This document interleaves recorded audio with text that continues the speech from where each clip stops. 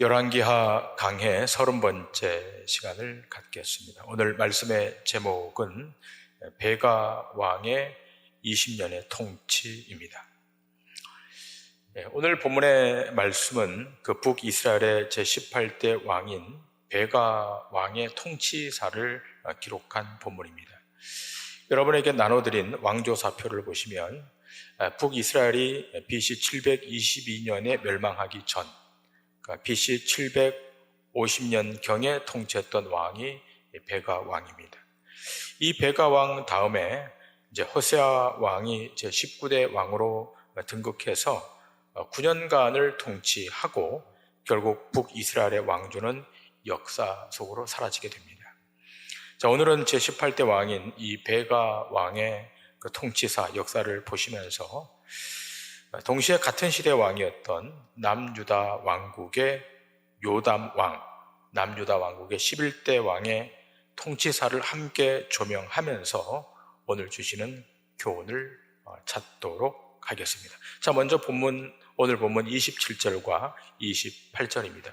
유다의 왕 아샤랴 제52년에 르말라의 아들 베가가 이스라엘 왕이 되어 사마리아에서 20년간 다스리며 여호와께서 보시기에 악을 행하여 이스라엘로 범죄하게 한 느밧의 아들 여로보암의 죄에서 떠나지 아니하였더라.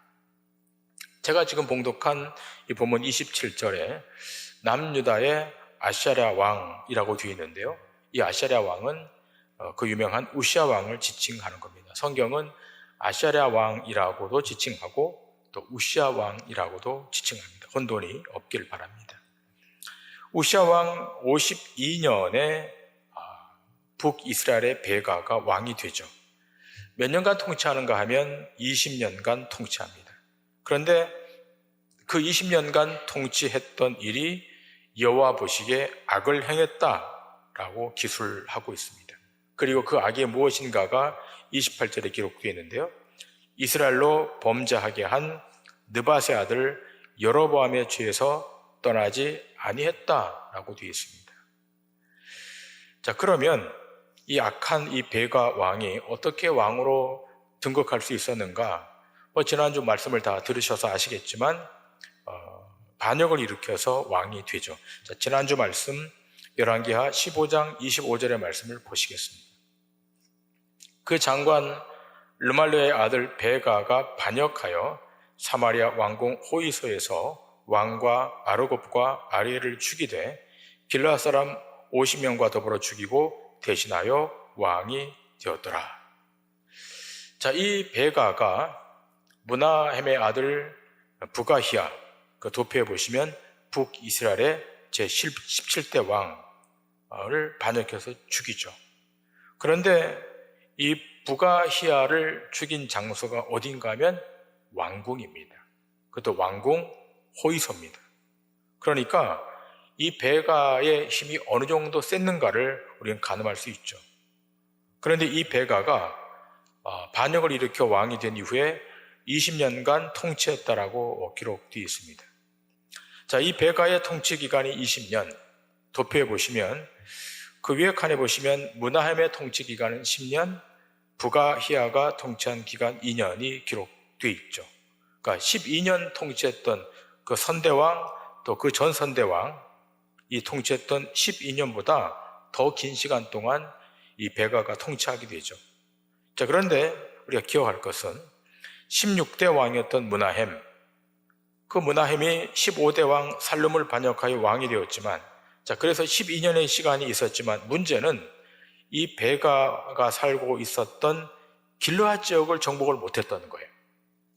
만일 므나헴이 통치하는 이 12년 동안, 또 부가히야가 통치했던 그 2년 다 포함해서 12년 동안 만일 이 베가가 살고 있었던 길르앗 지역을 평정했더라면 이런 반란은 일어나지 않았을 텐데, 이 12년의 시간이 있었지만 이 길르앗 지역을 정복하지 못했던 겁니다. 그런 까닭에 므나헴과 부가히야가 비록 사마리아에서 왕이 되었지만 길르앗의 베가를 이기지 못하고 반역을 일으켜서 이 베가가 사마리아에서 왕이 되는 겁니다. 자, 그런데 여러분, 이 베가 왕도 얼마 못 가죠. 아수르 왕 디글랏빌레셀에 의해서 무너지게 되는데, 무너질 뿐만 아니라 이스라엘 백성들이 아수르의 볼모로 잡혀갑니다. 오늘 본문 29절부터 31절까지 말씀을 보십니다. 이스라엘 왕 베가 때 아수르 왕 디글랏빌레셀이 와서 이온과 아벨벳 마아가와 아노아와 게데스와 하솔과 길르앗과 갈릴리와 납달리 온 땅을 점령하고 그 백성을 사로잡아 아수르로 옮겼더라. 우시아의 아들 요담 제20년에 엘라의 아들 호세아가 반역하여 르말리아의 아들 베가를 쳐서 죽이고 대신하여 왕이 되니라. 베가의 남은 사적과 그가 행한 모든 일은 이스라엘 왕 역대 지략에 기록되니라. 여로보암의 죄에서 떠나지 못했던 이 베가 왕이 결국 이방 국가인 아수르에 의해서 완전히 무너지게 되죠. 단과 베델에, 북이스라엘이 단과 베델에 여호와의 성전, 금송아지를 섬기는 산당을 세웠지만 그 신전에 거하고 있는 신이 이 북이스라엘을 보호하지 못했던 겁니다. 결국 북이스라엘은 아수르에 의해서 완전히 유린당하게 되고 게데스, 하솔, 길르앗, 납달리 거의 모든 땅을 다 아수르에게 내주고 맙니다. 그리고 백성들은 볼모로 잡혀가게 되고 아수르의 속국으로 전락하게 되죠. 그리고 이 틈을 타서 엘라의 아들인 호세아가 베가를 반역하여 죽이고 북이스라엘의 마지막 왕인 19대 왕으로 등극해요. 그러면 여러분, 이 베가 왕이 20년 동안 통치하면서 어떤 일이 있었는가라고 하는 거예요. 짧은 시간이 아니잖아요. 20년 동안 긴 시간 통치하면서 어떤 일이 있었는가. 여러분, 그 구체적인 내용은 다음 주 강의 시간에 조금 더 자세히 말씀을 드리고, 오늘은 이 베가 왕이 활동했을 때 당시 남유다 왕국의 왕이었던 요담 왕, 그 도표를 보시면 남유다 왕국의 11대 왕이죠. 그 요담 왕과 북이스라엘의 베가 왕이 어떠한 역사적 과정을 지나면서 이 북이스라엘이 멸망의 길을 걷게 되었는가를 오늘 이 시간 살피면서 교훈을 보도록 하겠습니다. 32절 이하의 말씀 다 같이 보십니다. 이스라엘 왕 르말레의 아들 베가 제2년에 유다 왕 우시의 아들 요담이 왕이 되니 나이가 25세라 예루살렘에서 16년간 다스리니라. 그의 어머니의 이름은 여루사라 사독의 딸이더라. 요담이 그의 아버지 우시아의 모든 행위대로 여호와께서 보시기에 정직히 행하였으나 오직 산당을 제거하지 아니하였으므로 백성이 여전히 그 산당에서 제사를 드리며 분향하였더라. 요담이 여호와의 성전의 윗문을 건축하니라. 요담의 남은 사적과 그가 행한 모든 일은 유다 왕 역대지략에 기록되지 아니하였느냐. 여러분, 북이스라엘의 왕 베가 제2년에 유다의 아들 우시아의 아들 남유다의 요담 왕에 대한 평가가 기록되어 있죠. 여호와 보시기에 정직히 행했다. 남유다 왕국의 요담 왕에 대한 평가는 하나님 보시기에 정직히 행했다. 일단은 긍정적인 평가죠. 그런데 산당을 없애지 못했다라고 기록을 하고 있습니다. 이 산당을 없애지 못한 것은 요담 왕뿐만 아니라 남유다의 왕국의 대부분의 왕도 그랬고, 북이스라엘 왕은 말할 것도 없고, 어쨌든 역대서 기자의 요담 왕에 대한 평가는 일단은 긍정적인 평가죠. 그런데 여러분, 여기 우리는 중요한 하나의 내용이 있기 때문에, 열왕기서에 기록되어 있지 않은 중요한 내용이 하나 더 있기 때문에 우리 역대서 기자의 기록을 좀 보도록 합니다. 역대하 27장 1절부터 7절입니다. 요담이 왕위에 오를 때 나이가 25세라 예루살렘에서 16년 동안 다스리니라. 그의 어머니 이름은 여루사요 사독의 딸이더라. 요담이 그의 아버지 우시아의 모든 행위대로 여호와 보시기에 정직하게 행하였으나 여호와의 성전에는 들어가지 아니하였고 백성은 여전히 부패하였더라. 그가 여호와의 전 윗문을 건축하고 또 오벨 성벽을 많이 증축하고 유다 산중의 성읍들을 건축하며 숲을 가운데 견고한 진영들과 망대를 건축하고 암몬 자손의 왕과 더불어 싸워 그들을 이겼더니 그 해에 암몬 자손이 은 100달란트와 밀 만고루와 보리 만고루를 바쳤고 제2년과 제3년에도 암몬 자손이 그와 같이 바쳤더라. 요담이 그의 하나님 여호와 앞에서 바른 길을 걸었으므로 점점 강하여졌더라. 요담의 남은 사적과 그의 모든 전쟁과 행위는 이스라엘과 유다 열왕기에 기록되니라. 자, 제가 지금 봉독한 이 역대서 말씀에는 열왕기서에서 나오지 않는 내용이 여기 나오죠. 2절에 보시면 이 요담 왕이 하나님의 성전에 들어가지 않았다, 출입하지 않았다라고 기록되어 있어요. 이 부분이 열왕기서에는 없는 내용입니다. 여러분 아시다시피 열왕기서는 역사서로 남북 이스라엘의 왕조사를 교차하면서 보도하고 있죠. 그런데 이 역대기서는 남유다 왕국의 중심으로, 특별히 성전 중심으로 기록을 하고 있어요. 그러니까 남유다 왕국의 왕들이 성전을 중심으로 어떻게 통치 행위를 했는가가 역대서 기자의 관심사였어요. 그래서 왕들이 성전을 어떻게 출입했고 어떻게 다루었고 어떤 태도로 취했는가가 중요한 관심사였죠. 자, 그런데 역대서 기자가 볼 때 요담 왕은 예루살렘 성전에 출입하지 않았다라고 기록되어 있어요. 여러분 여기 배경이 있습니다. 여러분 요담 왕의 부친이 우시아 왕 아니겠습니까? 이 우시아 왕이 성군이에요. 아주 위대한 왕이고 좋은 왕이에요. 그런데 딱 하나 잘못한 것이 있지 않습니까? 그가 통치하던 도중에 나라가 커지고 힘이 세지니까 그가 예루살렘 성전에 들어가서 제사장이 집행해야 될 제사를 자기가 집행하는 거예요. 그러니까 월권인 거죠. 그때 하나님께서 우시아 왕을 치시는데 어떻게 치시죠? 문둥병이 걸리도록 만드는 거예요. 결국은 문둥병이 걸려서 왕권에서 실각하게 되고 죽을 때까지 별체에 거하게 됩니다. 이걸 누가 잘 알고 있는가 하면 그 아들 요담이 알고 있는 거예요. 우리 아버지가 성전에 들어가서 제사장이 집행하려고 했던 제사를 자기가 집행하다가 문둥병이 걸려서 죽을 때까지 별체에 거했다. 이거를 지금 요담 왕이 너무나 잘 알고 있습니다. 자, 그런 까닭에 오늘 이 역대서 기자는 요담 왕이 성전에 출입하지 않았다라고 기록을 하고 있지만 이 말은 성전에 나아가서 제사를 드리지 않았다 그 말이 아니라 아버지처럼 성전에서 월권 행위를 하지 않았다라고 하는 의미입니다. 자, 그 연장선상에서 요담은 월권을 하지 않고 성전을 증축하고 성전의 윗문을 건축합니다. 여기 본문에 기록되어 있죠. 그러니까 요담은 자기 아버지가 비참하게 성전에서 잘못된 것을 알았기 때문에 절대로 월권하지 않고 어떻게 해요? 성전을 증축하고 윗문을 건축해요. 이러한 요담에 대한 하나님의 평가는 긍정적입니다. 그가 바른 길을 걸었다. 이렇게 역대서 기자가 평가를 하죠. 물론 요담이 잘못한 것이 있죠. 산당을 없애지 못한 것. 자, 산당을 없애지 못한 것. 자, 그러면 이 일을 어떻게 다루고 있는가? 자, 오늘 본문으로 돌아와서 열왕기하 15장 37절, 38절. 자, 이 내용이 중요합니다. 자, 산당을 제거하지 못했던 이 한 가지 잘못한 일. 이 때문에 하나님이 어떻게 행동을 취하시는가 하면 그때에 여호와께서 비로소 아람 왕 르신과 르말리아의 아들 베가를 보내어 유다를 치게 하셨더라. 요담이 그의 조상들과 함께 잠에 그의 조상 다윗성의 조상들과 함께 장사되고 그 아들 아하스가 대신하여 왕이 되니라.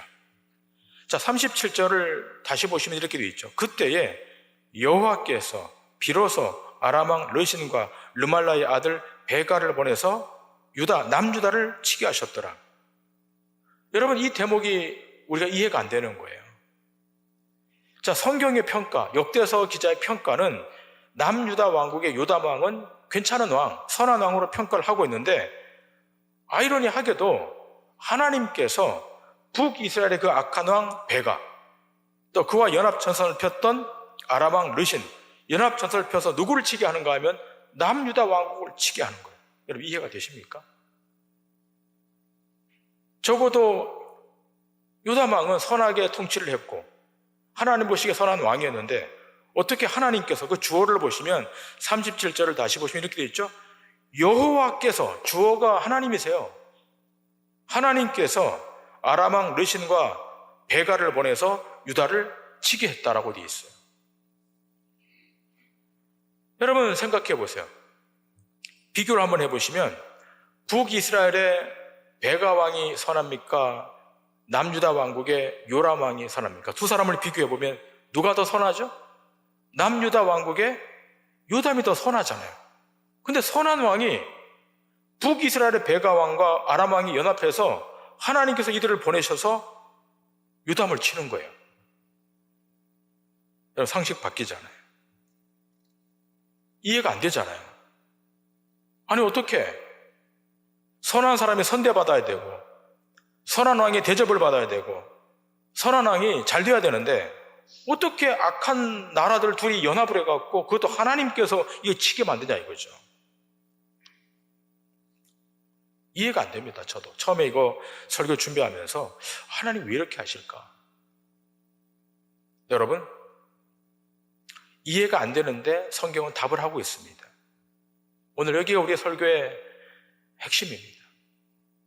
여기에 대한 응답은 하박국 선지자가 응답을 하고 있습니다. 하박국 1장으로 가시면 하박국 1장 1절부터 4절입니다. 선지자 하박국이 묵시로 받은 경고라. 여호와여, 내가 부르짖어도 주께서 듣지 아니하시니 어느 때까지리까? 내가 강포로 말미암아 외쳐도 주께서 구원하지 아니하시나이다. 어찌하여 내게 죄악을 보게 하시며 패역을 눈으로 보게 하시나이까? 겁탈과 강포가 내 앞에 있고 변론과 분쟁이 일어났나이다. 이러므로 율법이 해이하고 정의가 전혀 시행되지 못하오니 이는 악인이 의인을 애워쌌으므로 정의가 굽게 행하여 지면이다. 자, 하박국 선지자가 하나님 앞에 질문하죠. 하나님, 어떻게 악인이 득세하고 선인이 핍박을 받고 있습니까? 어떻게 하나님 정의가 전혀 시행되지 않고 작동되지 않습니까? 하나님 의로우신 하나님 아니십니까? 하나님 공의의 하나님 아니십니까? 어떻게 공의의 하나님이신 하나님께서 악인이 이렇게 득세하는 것을 그냥 관망하고 계십니까? 악인이 의인을 괴롭히는 이 현상에 대해서, 이 사회 현상에 대해서 하나님 어떻게 가만히 계십니까? 라고 하박국 선지자가 강력하게 지금 질문을 하는 거예요. 이건 당연한 질문 아니겠습니까? 자, 이어지는 말씀을 계속 보십니다. 12절 이하에 하박국 선지자가 이렇게 계속 항변하죠. 선지자가 이르되 여호와 나의 하나님, 나의 거룩한 이시여, 주께서는 만세전부터 계시지 아니하시나이까? 우리가 사망에 이르지 아니하리이다. 여호와여, 주께서 심판하기 위하여 그들을 두셨나이다. 반석이시여, 주께서 경계하기 위하여 그들을 세우셨나이다. 주께서는 눈이 정결하심으로 악을 참아보지 못하시며 패역을 참아보지 못하시거늘 어찌하여 거짓된 자들을 방관하시며 악인이 자기보다 의로운 사람을 섬기는데도 잠잠하시나이까? 주께서 어찌하여 사람을 바다의 고기와 같게 하시며 다스리는 자 없는 벌레 같게 하시나이까? 그가 낚시로 모두 낚으며 그물로 잡으며 투망으로 모으고 그리고는 기뻐하고 즐거워하여 그물로 제사하며 투망 앞에 분향하오니 이는 그것을 힘입어 소득이 풍부하고 먹을 것이 풍성하게 됨이니이다. 그가 그물을 떨고는 계속하여 여러 나라를 무자비하게 멸망시키는 것이 옳으니까. 자, 이 하박국 선지자는 계속해서 지금 하나님 앞에 질문을 던지는 거예요. 하나님, 이 악을 차마 제가 눈뜨고 볼 수가 없습니다. 어떻게 악인이 자기보다 의로운 사람을 삼키는데도 하나님 왜 가만히 계십니까? 왜 방관하십니까? 계속해서 여러 나라를 무자비하게 멸망시키는 이 악한 세력을 왜 가만히 하나님 두십니까? 여러분, 이 질문은 당연한 질문일 거예요. 오늘 이 시대를 살아가는 우리도 동일한 질문을 던질 수 있지 않겠습니까? 우리 사회 현상을 보세요. 악인이 잘 되잖아요. 겉모술수를 부린 사람이 흥왕할 때가 있잖아요. 그래서 우리도 이런 항변을 할 수가 있을 거예요. 하나님, 어떻게 이 세상이 이렇게 돌아갑니까? 어떻게 악이 이렇게 횡행하는데 하나님 가만히 계십니까? 왜 잠잠하십니까? 여러분, 오늘 이 본문의 말씀으로 말씀한다면 항상 악하고 항상 권모술수를 부리는 저 북이스라엘의 베가 왕이 아람과 연합해서 그래도 하나님 앞에 선하게 통치한 이 요담 왕, 단 하나 부족한 것이 있다면 산당을 제거하지 못했던 그 일밖에 없는데 어떻게 저 북이스라엘의 악한 왕이 작당을 해서 연합을 해서 이 선한 왕 요담을 이렇게 공격하고 못 살게 굴 수 있겠습니까? 충분히 항변할 수 있는 내용 아니겠습니까? 여러분, 이 질문에 대한 성경의 답변은 뭘까요? 하박국 2장에 오게 되면 드디어 하박국이 알게 됩니다. 1장과는 전혀 다르게 하박국 2장으로 오면 하박국이 이렇게 말씀을 기술해 갑니다. 내가 내 파수하는 곳에 서며 성리에 서리라. 그가 내게 무엇이라 말씀하실는지 기다리고 바라보며 나의 질문에 대하여 어떻게 대답하실는지 보리라 하였더니 여호와께서 내게 대답하여 이르시되 너는 이 묵시를 기록하여 판에 명백히 새기되 달려가면서도 읽을 수 있게 하라. 이 묵시는 정한 때가 있나니 그 종말이 속히 이르겠고 결코 거짓되지 아니하리라. 비록 더딜지라도 기다리라. 지체되지 않고 반드시 응하리라. 보라, 그의 마음은 교만하며 그 속에서 정직하지 못하나 의인은 그의 믿음으로 말미암아 살리라. 지금 하박국 선지자가 하나님으로부터 얻은 답변은 뭔가 하면 의인은 믿음으로 살리라고 하는 것입니다. 믿음으로 살라는 거예요. 여러분, 믿음으로 산다는 것은 무엇을 담보하고 있는가 하면 승리를 담보하고 있는 거예요. 여러분과 제가 믿음으로 산다는 것은 그냥 믿습니다 하고 그냥 하루하루 살아가는 것이 아니라 그 믿음의 가장 중심에는 무엇이 있는가 하면 신자의 승리, 하나님 백성의 승리가 그 안에 담겨 있는 거예요. 하나님의 심판을 통한 하나님의 백성의 승리가 담겨 있는 거예요. 하나님의 심판은 정해져 있고 그런 까닭에 눈에 보는 대로 보지 말고 세상이 말하는 대로 듣지 말고, 여러분, 믿음의 사람은 세상이 보는 것을 보는 자가 아니잖아요. 세상 사람이 듣는 것을 듣는 자가 아니잖아요. 우린 그 너머를 보는 거 아닙니까? 하나님의 약속의 말씀을 믿고 기다리라는 겁니다. 그렇게 기다리면 하나님은 당신의 때에 지체하지 않고 반드시 이룰 것이다 라고 하나님이 하박국 선지자에게 지금 말씀하고 계십니다. 여러분, 우리가 지금 손에 들고 온 이 성경은 이 세상이 어떻게 될지를 이미 조망하고 신탁으로 기술한 말씀이에요. 세상은 끝이 있는 거예요. 세상은 종말이 있는 거예요. 종말이 안 올 거라 생각하지만 오는 거예요. 이 세상의 부조리, 이 세상의 불이 하나님이 그 누구보다도 잘 알고 계세요. 그런데 그 불의와 그 부조리 앞에 낭망하지 말고 꼬꾸라지지 말고 믿음으로 살고 믿음으로 기다려서 하나님의 응징의 때를 보라는 겁니다. 하나님의 일은 빈틈없이 하나님이 다 이루신다는 사실을 믿음으로 수용하셔야 될 줄 믿습니다. 여기에 대한 신약 성경의 답변이 있어요. 히브리서 12장 1절부터 13절인데 말씀이 조금 길지만 제가 다 읽도록 하겠습니다. 이러므로 우리에게 구름같이 둘러싼 허다한 증인들이 있으니 모든 무거운 것과 얽매기 쉬운 죄를 벗어버리고 인내로서 우리 앞에 당한 경주를 경주하며 믿음의 주여 또 온전케 하신 이인 예수를 바라보자. 그는 그 앞에 있는 기쁨을 위하여 십자가를 참으사 부끄러움을 개의치 아니하시더니 하나님 보좌 우편에 앉으셨느니라. 너희가 피곤하여 낙심하지 않기 위하여 죄인들이 이같이 자기에게 거역한 일을 참으신 일을 생각하라. 너희가 죄와 싸우되 아직 피 흘리기까지는 대항하지 아니하고 또 아들들에게 권하는 것 같이 너에게 권면하신 말씀도 잊었도다. 일러스되 내 아들아 주의 징계하심을 경히 여기지 말며 그에게 꾸지람을 받을 때 낙심하지 말라. 주께서 그 사랑하시는 자를 징계하시고 그가 받아들이시는 아들마다 채찍질 하심이라 하였으니 너희가 참음은 징계를 받기 위함이라. 하나님이 아들과 같이 너희를 대우하시나니 어찌 아버지가 징계하지 않는 아들이 있으리요.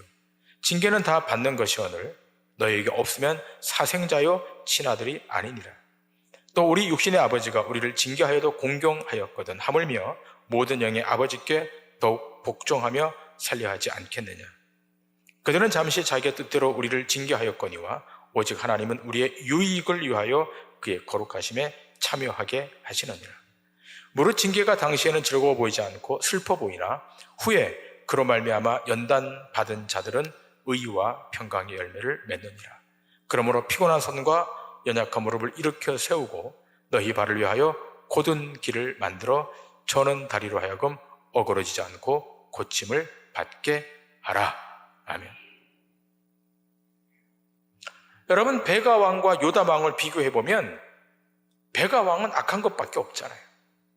반면에 요담 왕은 그래도 하나님 보시기에 정직했던 왕이잖아요.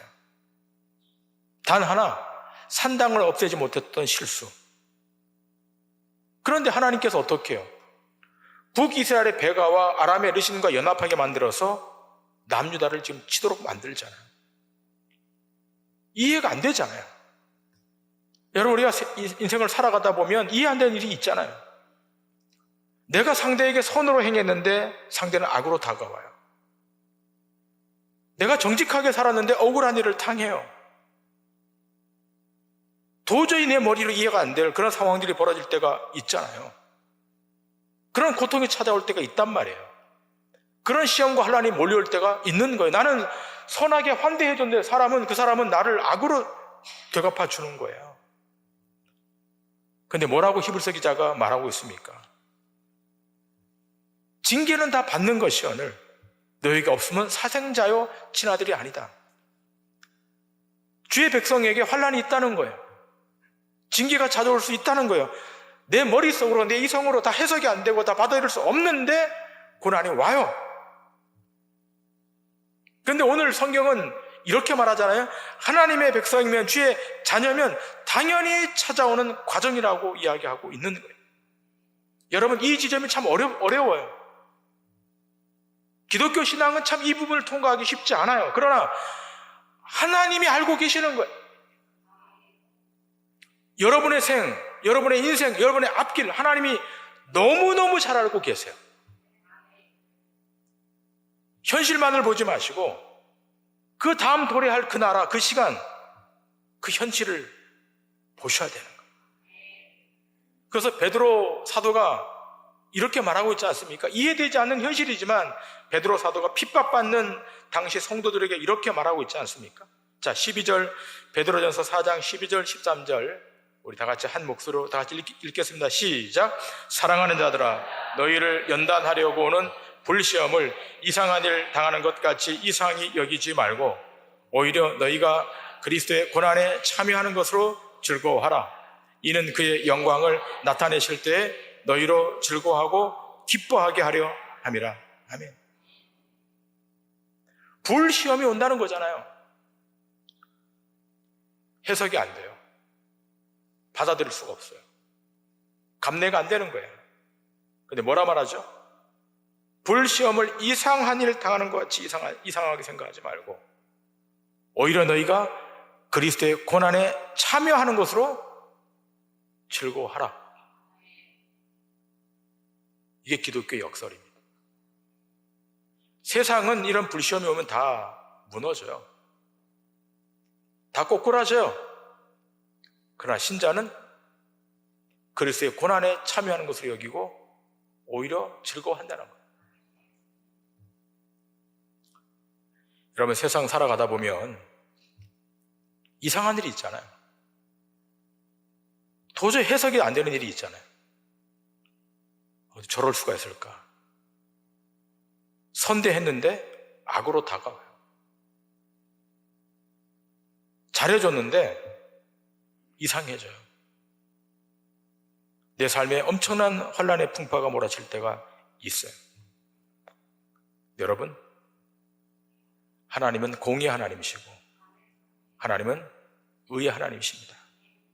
하나님의 때, 하나님의 방식으로 그 고난당하는 자를 이렇게 세우시고 그를 영화롭게 만들어 준다는 사실을 믿으셔야 될 줄 믿습니다.